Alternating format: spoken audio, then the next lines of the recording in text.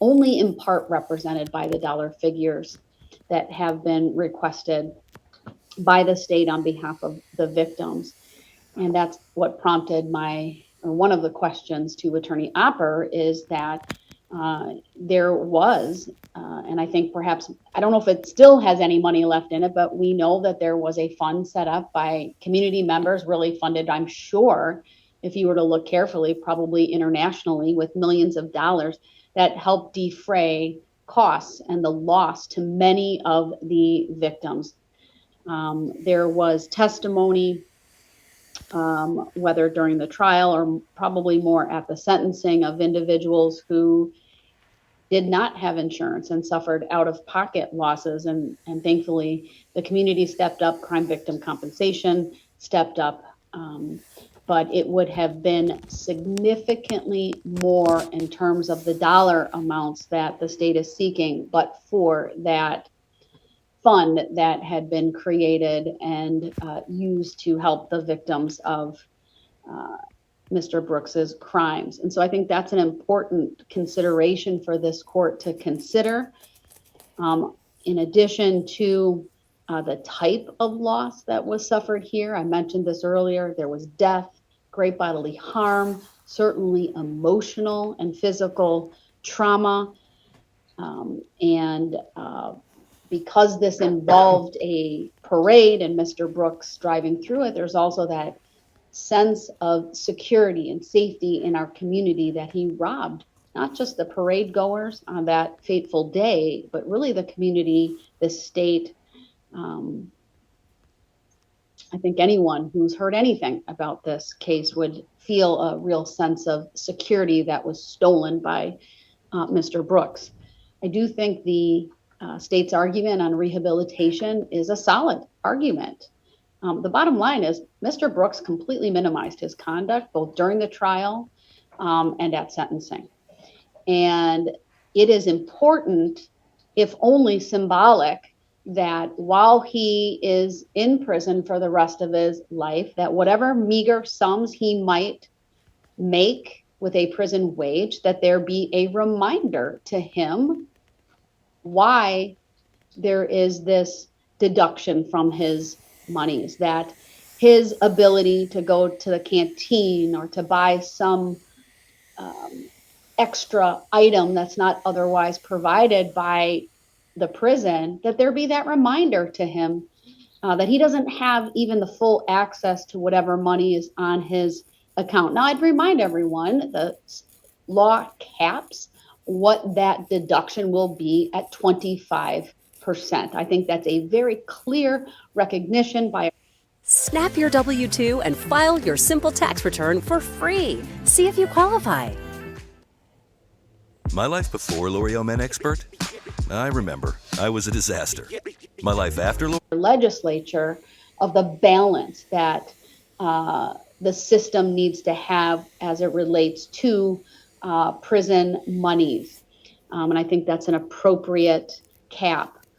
I also think it's important that this court consider that the vast majority, I shouldn't say vast majority, but a significant amount of the restitution is to crime victim compensation, which is a state fund, largely, if not all, funded by taxpayers. And even if there were some grants that are there from federal resources, which I imagine there might be, that's still taxpayer funded.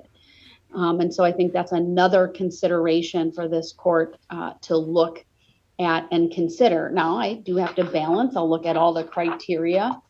Obviously, significant amount of loss. That's criteria reflected in sub 13 sub A. Sub 13 sub B, the financial resources of the defendant. Clearly, they are extremely limited at this time. However, there is absolutely no doubt in my mind that the possibility exists for Mr. Brooks at some point in the future to possibly profit from a book deal, a made-for-TV movie, a movie, whatever it may be. Maybe it's just doing an interview or whatever the case may be. I don't think that can be ruled out, even if he is obviously the person who was convicted of that, but there was international attention.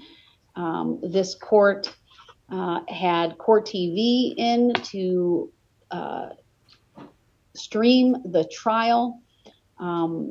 This court has always streamed every hearing as it relates to this case, in part because of the number of victims, and I could not, I don't have a courtroom big enough in this county to hold all parties involved. Certainly during the trial, this courtroom was packed on a daily basis. And to say that the trial went viral, I think would be an understatement. And so all of that relates to, though, that catch-all factor and the possibility that Mr. Brooks could come into a sum of money at a later point in time because of the story that he could provide or tell on his own behalf. You need only look at Netflix to know that crime stories are incredibly, they're things people want to watch. People find them interesting. People want to know the why. They want to know the how. And it's certainly not just this case, but we've seen it, and not that that's been on Netflix or anything, but other cases have captured the attention. So I don't think it's beyond the, it's not an impossibility, let's say. It's, I think, a very real possibility that someone might produce something someday for more of a commercial or theatrical type purpose, even if it's a true crime type situation. And that it's possible that Mr. Brooks could profit from that. And that certainly is why at the time of sentencing, the court addressed the request by the state related to the escrow account. I think that's important to do that here. And so when I balance all of these things, when I consider the significant amount of the loss, the court's desire to hold Mr. Brooks accountable, and even if it's a small reminder with his prison monies, that does serve a very important rehabilitative role, because even though he's serving successive life sentences, we all hope that one day he truly is able to accept full responsibility for what he has done, not minimize his conduct, and so that this award of restitution in full, as the state has requested, is important. And I will grant the additional amounts, as I indicated earlier. It's $10,246.20 to crime victim compensation.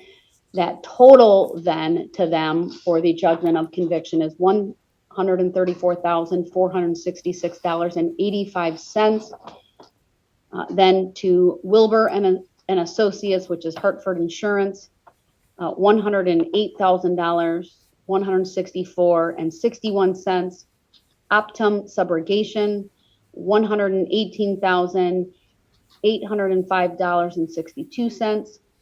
And then Progressive Insurance for victim GGG, $10,000, and Progressive Insurance for victim Q, $104,662.